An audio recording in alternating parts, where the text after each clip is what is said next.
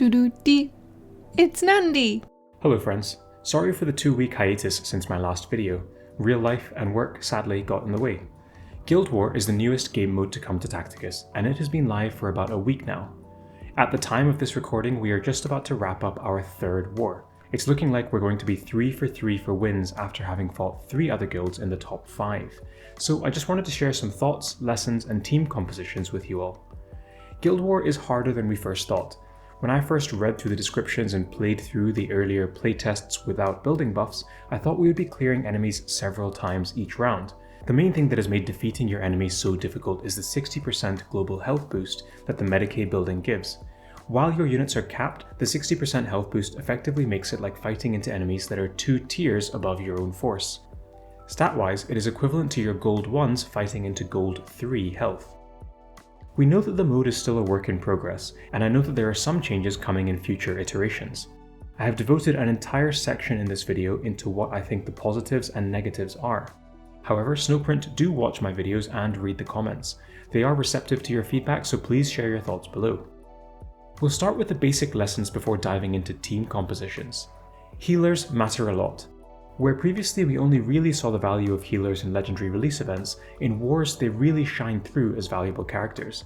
They have merit on both offense and defense for different reasons. Offensively, you often start the battle suffering damage from defensive positions like the artillery and anti-air buildings. You are already fighting an uphill struggle due to the Medicaid buff mentioned previously, so healing lets you keep your characters alive and healthy for longer. Some maps also have choke points, usually over a bridge, and you can set up tanky units in these choke points to be sustained by healers. Isabella and Tyrant Guard is a good example that I'll get more into later. Defensively, healers retain their value.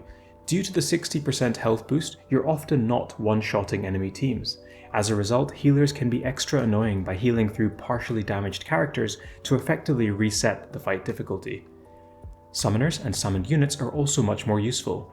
We know that the AI-controlled units prioritize kills whenever possible, and particularly kills on summons.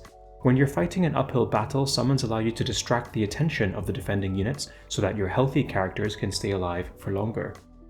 The other thing worth noting is that on defense, the summoned units also benefit from the 60% health boost, which can make punching up into these defenses a really difficult struggle. The gameplay clip here that Towan shared with me illustrates this. You'll see that the Inceptors and Scarab Swarms both have 60% more health than their ability descriptors suggest. Thanks, Town. Necrons. Oh boy. We've been talking about how they need a buff for some time, and inadvertently Snowprint has made them the most powerful faction in this new guild mode. This is all a result of how Living Metal, their faction trait, gets a massive boost from the 60% health buff from the Medicaid building. The amount of healing they get each turn is absurd, and only compounded by the fact that certain characters can heal them even further, like Makotep and Aleph Null. In these screenshots that were shared with me by Bug, one of the Tacticus ambassadors, you can see how the enemy worked really hard, taking 3 attacks just to kill Aleph Null, but as a result of the Necron trait healing, the other 4 Necrons essentially returned to full health.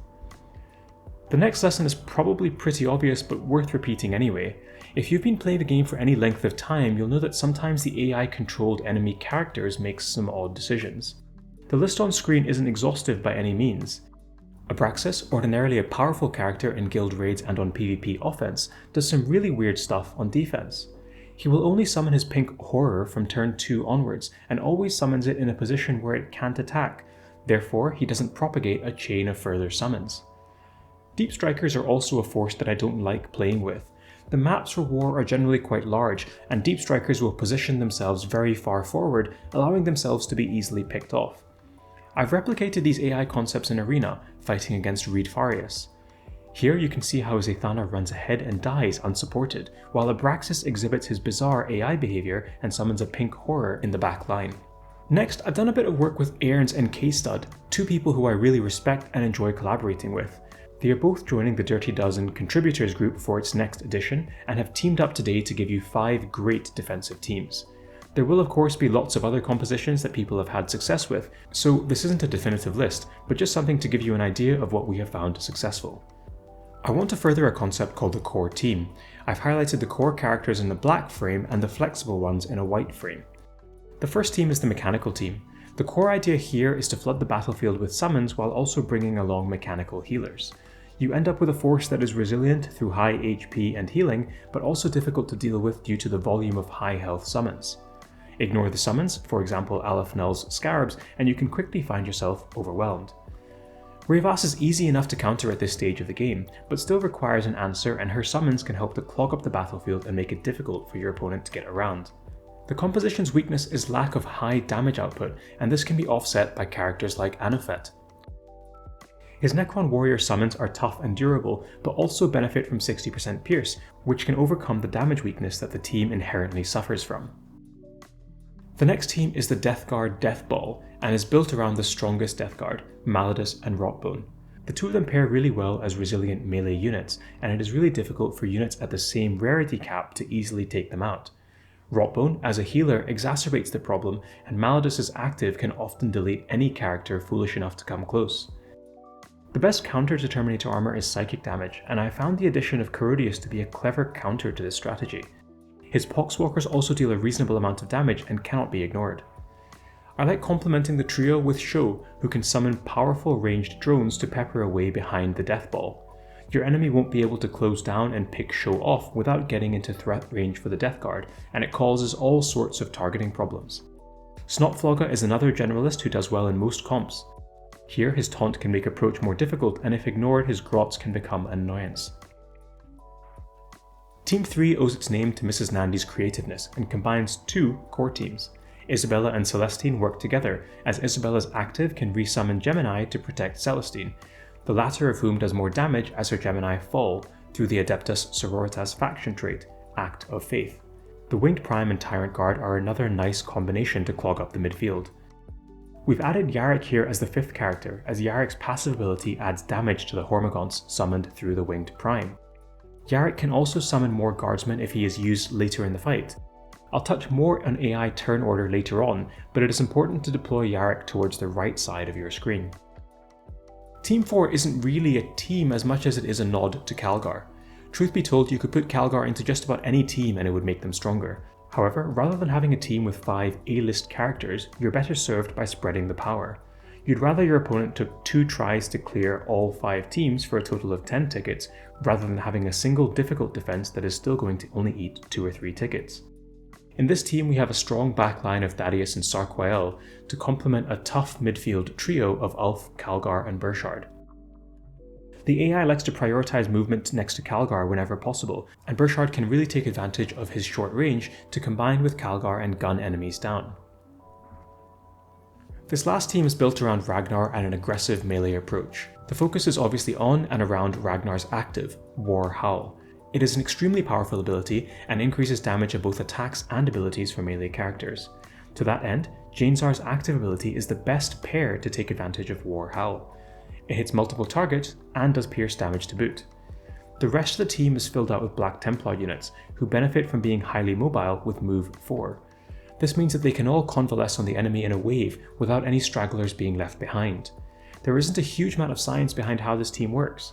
They hit hard in melee and benefit from Ragnar's active. Even if they are defeated, they are likely to take an enemy or 2 with them, which disrupts your clean clear and accrued points. There are of course characters that we haven't included here, and there will be a lot of interesting team compositions. It's impossible to cover everything in one video, but we will go more into character rankings and scores when we update the Dirty Dozen, hopefully next month. On screen are 5 characters who are probably MVPs in this game mode and would strengthen virtually any team that they are in. Calgar, Sho, Isabella, Rotbone and Celestine are great, and if you're stuck on who to upgrade but want to do well in this mode, I'd advocate for any of those 5. I said that I would circle back to the AI turn order. It looks like generally the AI move in order left to right on the screen. We have found that this generally holds true in about 90% of cases, and is useful for several reasons.